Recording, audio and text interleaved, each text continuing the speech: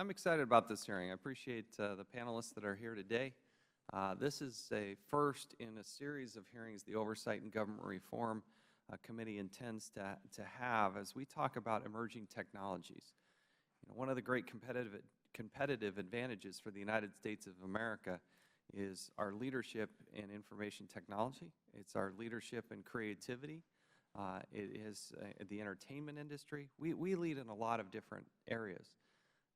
And one of the things that the United States has done has been a bastion. It's been a great place for entrepreneurs to come up with creativity and allow those ideas to enter the marketplace and thrive. And they create whole new industries. They create literally millions of jobs and billions of dollars in revenue and income.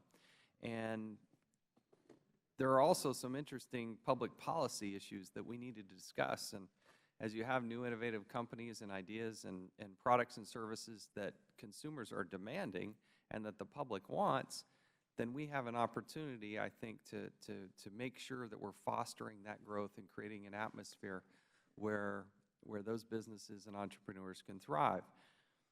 So today we're going to start talking about drones, and the next frontier for commerce is that because it does offer some exciting possibilities, but it also does create some challenges and some things that as a public and as a society we need to talk through.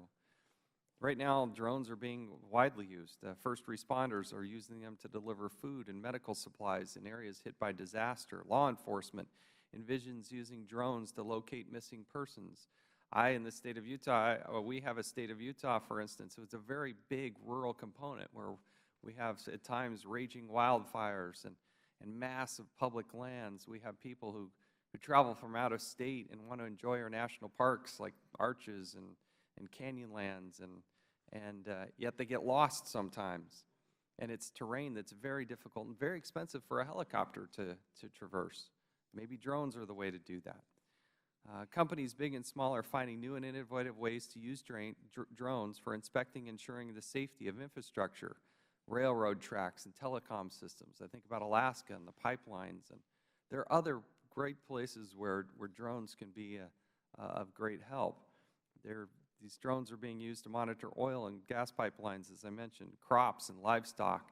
They're using them at music festivals and giving the real estate industry a whole new perspective on property and real property as people look at potentially purchasing things.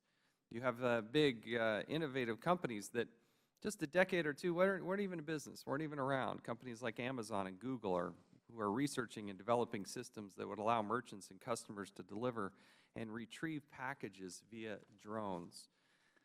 This is a huge, massive opportunity for the United States of America. On February 15th of this year, the FAA released a proposed rule on the commercial use of drones. This came after years of delay on the heels of a June 2014 report by the Department of Transportation Inspector General that criticized the FAA for being significantly behind its efforts to integrate drones into the national airspace system. The IG concluded that it was unlikely that FAA would meet the statutory deadline of September of this year, 2015, to integrate drones into our airspace. In addition, under current FAA regulations, as well as the proposed rule, it is very difficult for companies that are interested in developing transformative drone technology to even go through the testing of these ideas. Developers have been forced to either limit their testing to small confines of indoor spaces in the United States or to test overseas in a country where the rules are more flexible. In March of 2014, Google's so-called Project Wing started testing deliveries of drones, but did so in Australia. A year later, in March of 2015, Amazon began testing drone deliveries in Canada and the United Kingdom after months of waiting for an approval here in the United States of America so that they could test real-world environments in the United States.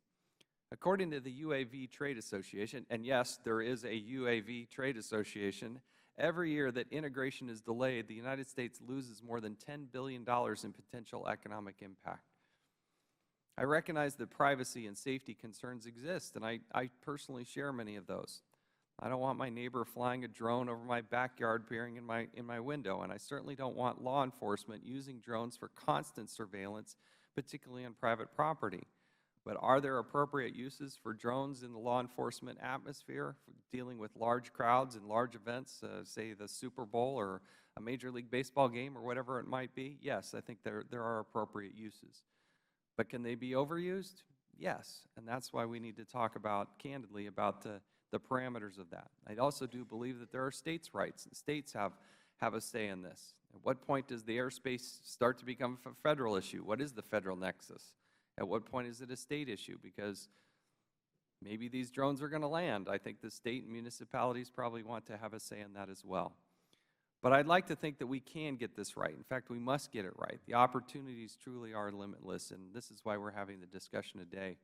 We have a leader in the transportation industry, the former chairman of the T&I Committee, Transportation Infrastructure T&I Committee here in the United States Congress, who's the chair of our subcommittee on transportation and physical assets. And I'd like to yield some time to Mr. Micah for his comments. Well,